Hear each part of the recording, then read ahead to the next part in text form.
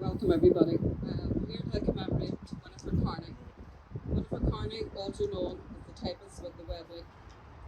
Winifred Carney was a suffragist, a teacher, a trade unionist, and a member of Cumann in the Irish Citizen Army. She stood alongside James Connolly and her other comrades in the GPO in Dublin in 1916. Originally from Bangor, County Down, her family moved to the Falls Road when she was a child. Educated at CBS School in Donegal Street, and later qualified as a secretary and was one of the first Belfast women to become a shorthand typist. Her education and skills she put to good use in her political activism, helping to found the women's section of the Irish Textile Workers Union in Belfast. Today we remember Winifred's contribution to our fight for freedom. I'd like to call on Pádraic to lay a wreath on behalf of Lasair Dhearg.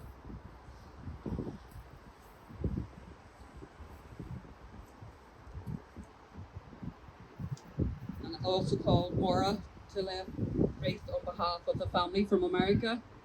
And anyone else who has wreaths, please. Thank you. Máire.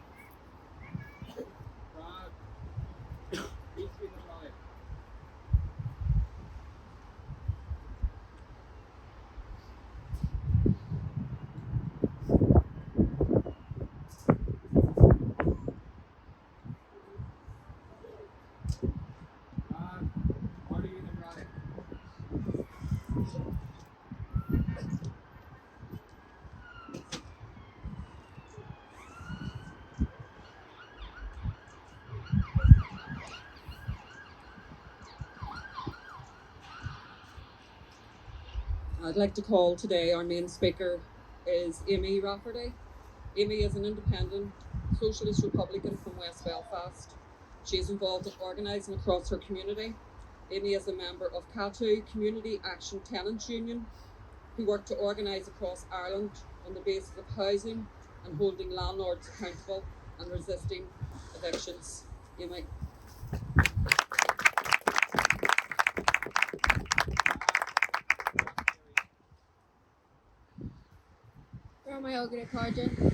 I want to thank Lasair Dhearg for inviting me to speak. I'm honoured to stand here today and reflect on the life of such an incredible socialist and Republican. Winifred Carney was born on the 4th of December 1887 to a Catholic mother and a Protestant father, who would later leave her mother to raise Carney and 6 other siblings alone. It's no wonder that Carney would grow up to be such a defiant, strong woman. By 1912, being in her early 20s, Winifred Carney, along with Delia Harkin, founded the Irish Textile Workers Union in Belfast, and Carney was in charge of this section. This union was the women's section of the Irish Transport and General Workers Union, and it was in this road Carney would come to meet James Connolly.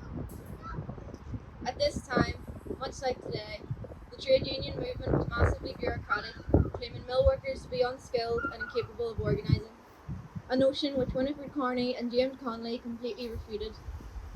In response to the trade union movement's neglect of these workers, Carney and Connolly wrote a pamphlet entitled Manifesto to the Linen Slaves of Belfast. In this manifesto, they encouraged workers to be brave, have confidence in themselves, and work together for success. The message of this manifesto rings true and relevant today. Although they might not be working in mills, a huge section of the Irish workforce are still cast aside as unskilled workers, unworthy of fair pay, even though they were expected to serve us throughout a pandemic. Alongside her trade union work, Carney was active in building the Republican movement. She was present at the founding of Cumann in 1914, and it was through Cumann she learned first aid and to shoot a rifle. Skills she possessed great talent in and would become invaluable to her part in the rising. Later in 1914, she joined the Irish Citizen Army, the first citizen army of the working class in the world, in which women played a full role. Here she served as adjutant. By this time, Carney was acting as personal secretary to James Connolly. Speaking on her relationship with Connolly, she remarked, "James Connolly honoured me with his trust and confidence in a way he did with no other person. This trust was evident in the role she played in the lead up to and during the rising. Following his escape from detention in England, Winifred Carney accompanied Liam Melrose from Belfast to Dublin. Once she had reached Dublin, she stationed herself in Liberty Hall, preparing mobilisation orders and officer commissions for the Irish Citizen Army. At noon on Easter Monday, the Irish Citizen Army formed ranks outside Liberty Hall. Carney marched alongside James Connolly and Witness Pearce to proclaim the Irish Republic. Carney was involved in the initial occupation of the GPO, entering with a typewriter under her arm and a Webley revolver in her hand. When Pearce ordered all women and wounded to vacate the GPO, Carney refused and instead left the GPO later along with Elizabeth and Farrell and the rest of the rebels. Once the rebels had retreated to Moore Street, Carney continued to write dispatches while tending to Connolly's wounds, whom she refused to part with, as well as the wounds of others. Once they were forced to surrender, Connolly advised she take off her military belt so she could not be easily identified as a combatant. Her response was to write her name on the belt and continue wearing it. Following the rising, she was interned in Cumann and Mountjoy before being deported to Aylesbury in England alongside Helena Maloney and other female Republicans. Constance Markovich was also being held alone as a convicted prisoner. In an attempt to end the isolation of their comrade, Carney and other women attempted to end their internee status and be recognised as criminals in order to join her. Their request was denied. Following her release in December 1916, Carney continued to work for the Irish Transport and General Workers Union in Belfast and Dublin, and in 1918 stood for Sinn Féin as one of the only two women in the general election. Although Carney ultimately lost the vote and criticised Sinn Féin for their lack of support, she still managed to gain 539 votes as a Republican woman in a deeply unionist area. Carney went on to play a role in the Tan War and Civil War. She was secretary of the Irish Republican Prisoners' Dependence Fund, and following the Anglo-Irish Treaty, Carney sided with the anti-treaty forces. During the course of the Civil War, Winifred Carney sheltered Republicans in her home in 2A Carlisle Circus, including Constance Markovich. This led to her home being raided and eventually to her arrest. In the lead up to the vote on the treaty, there were 6 women TDs, all of whom were anti-treaty. The women in government demanded women over the age of 21 be allowed to vote on the treaty, a demand which Collins and Griffith stated was not possible.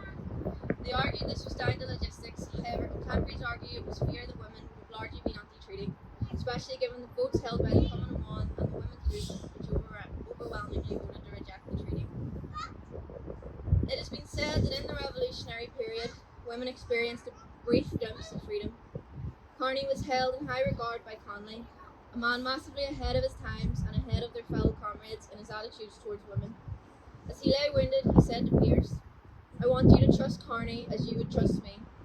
And yet, in the years that followed, and the subsequent counter-revolutionary state under De Valera, she witnessed the men she had fought alongside and the country she had fought for strip away the rights and achievements of women in order to assert the place of women as one solely in the home. Throughout her life, Carney considered her work with Connolly as one of the most influential and highest points of her career. Connolly's successors did not live up to his ideals as a socialist, a republican, and indeed a feminist.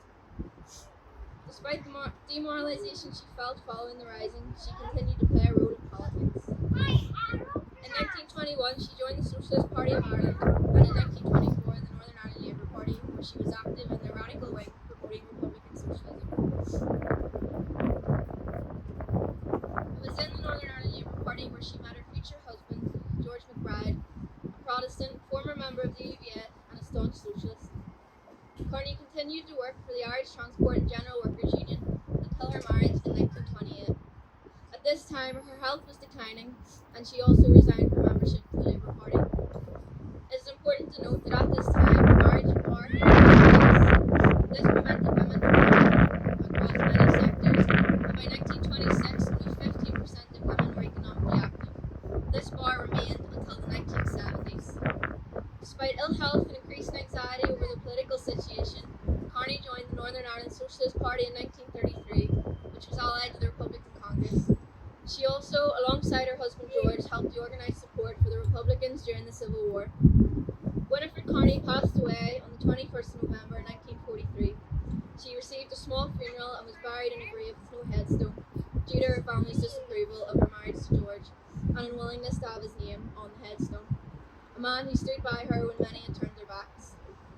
Carney saw a glimpse of revolution and had it ripped away. She experienced imprisonment. She heard her own comrades executed. As a woman, she was betrayed by the state and seemingly never taken as seriously after the rising as she had been when Connolly was alive. She lived through devastating economic hardship, war, an increasingly sectarian state, and on top of that, she was a woman. And yet, in the face of all this hardship, Carney never gave up. She defied the expectations placed upon women of her time. She was unwavering in her Republican principles and maintained the importance of the rising, even when faced with criticism from friends and fellow workers. And, like many other women, her story and contribution to our movement have been forgotten. So it is incredible to see her memory revived and living through everyone here today. The future is uncertain. We can often look upon it with pessimism and despair.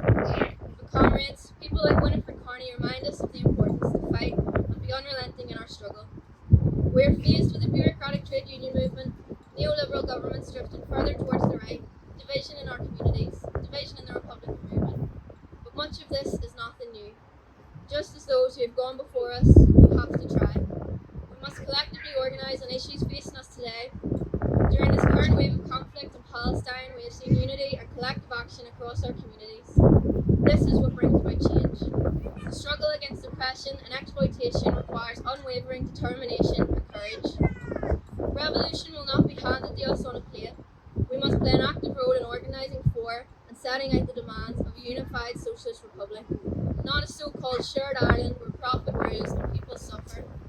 Join a trade union, organise in your workplace, join a tenants union, organise your communities. We cannot sit idle and expect change to happen. Being involved in a movement should inspire and invigorate us. Look to how Carney and her comrades fought in the face of adversity and feel inspired. Value women in our movement as equals and remember, as Tommy McCurney remarked at a recent gathering, when women march, change happens. Thank you.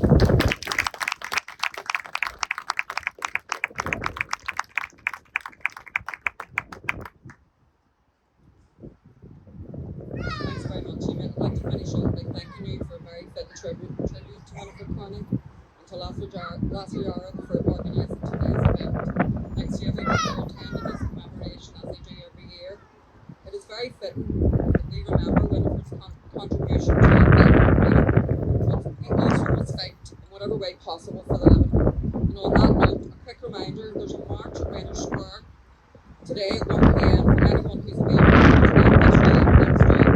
We should all show our support and solidarity with the Palestinians who are being slaughtered on a daily basis by Israel. This is an ongoing genocide. Thanks very much.